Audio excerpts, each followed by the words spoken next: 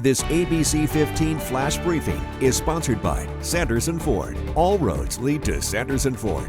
Hello, I'm Megan Thomas with your top stories right now from ABC15 Arizona. Tracking Hillary, Phoenix fire sending a team of water rescue specialists to Yuma in case flash floods hit. Yuma County saw thousands without power over the weekend and winds topping out at nearly 70 miles per hour.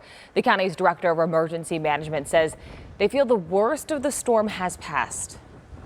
We're kind of moving towards the recovery part of it. And with that, they're going to be going out and checking the residents, doing damage control, checking and things like that. And they need to be, number one, be careful out there, make sure they're not putting themselves in harm's way. Rain from neighboring counties could still cause flooding in the days to come. To the city of Mesa now, as they'll be discussing some big topics in tonight's city council meeting, among them adding SROs to certain schools in Mesa and other neighboring school districts. They're also going to vote on approving money from the state to bring more equipment, supplies, and training to the Mesa Police Department.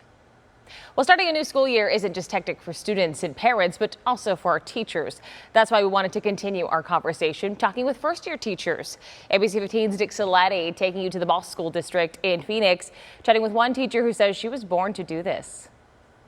Did you always want to be a teacher? Oh yeah, I walked out of kindergarten, second week, straight up to my mom and I was like, I'm going to be a teacher. Even from a young age, Isa Linares Lander had a goal to strive for. And that's something she's hoping to pass down to her students as a first-year special education teacher here at Crockett Elementary in the Bolt School District. Just knowing that there are kids out there that need somebody to be on their side. And I was super fortunate to have parents and teachers that loved school and thought education was important, and to give kids the leg up in the world of like, hey, I believe in you and you can do this if you want to do it. We can do it together. But the road to get here wasn't entirely easy. Her first lesson came as a student teacher this past spring, where she learned a lot about what it takes to go for your dreams. Jumping into the classroom and doing the day-to-day was a lot. I put myself through school, and so I also had to pay for student teaching. So it was a lot of going to school all day and then going to work from 3 to 10. And so really long days, but it taught me kind of a lot about the grit and determination that's required to pursue the things that I want to pursue. Isa is hoping that can-do attitude will come in handy in her first year as a special ed teacher, where she says meeting kids where they're at is the most important. It was these little moments of like, I value you and I see you, whether you're a high-performing student or somebody who's struggling. There's just this connection that you build with teachers that's remarkable, and I love that. And just like her students, Isa is hoping to learn along the way. It sounds like, too, you're giving yourself permission to experiment and maybe make mistakes along the way like we all do. I think that's something that throughout life is important, is giving yourself the opportunity to try and fail and throw things at the wall and see what sticks. What a wonderful lesson to teach your students at the same time. You're not always going to get it right. You're not always going to be perfect.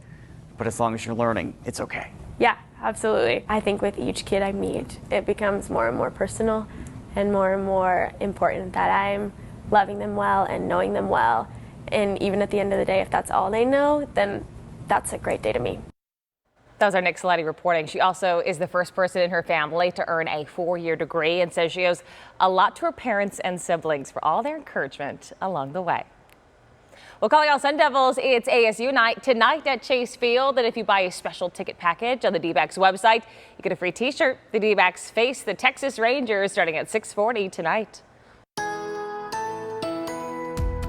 Time now for that most accurate forecast. I'm meteorologist Iris Hermosillo. While the weekend is behind us, our storm chances aren't done yet. In fact, today we've got to be on the lookout for storms in the valley. Rain this morning, some thunderstorms this afternoon and evening, and the best potential will continue to be in that north central corridor where storms are likely through the day, with spots like Flagstaff staying fairly active. Temperature wise, though, we're going to be cooler. That's in part thanks to the clouds and rain that we've started out with today. That temperature only reaching 97 in Phoenix this afternoon, with 70s to 80s across northern Arizona. As moisture lingers across our state, again, we've got to watch for storms. We could see some of the stronger storms develop by this afternoon and evening. Then storm chances trend down, but don't clear out. You'll notice there's just a slight chance for storms tomorrow, a slight uptick in rain chances on Wednesday, and then those storm chances do wind down by the end of the week. And for the valley, it's going to get hotter too as high pressure moves in overhead. Those temperatures are going to be back near 110 plus by the weekend.